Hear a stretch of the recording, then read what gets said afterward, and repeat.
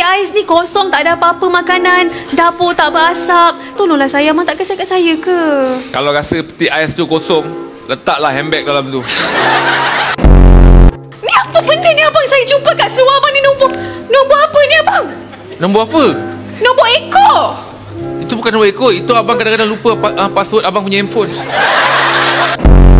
Kacang nak letak berapa ni? 8 biji. Oi, kenyang makan kacang orang ni.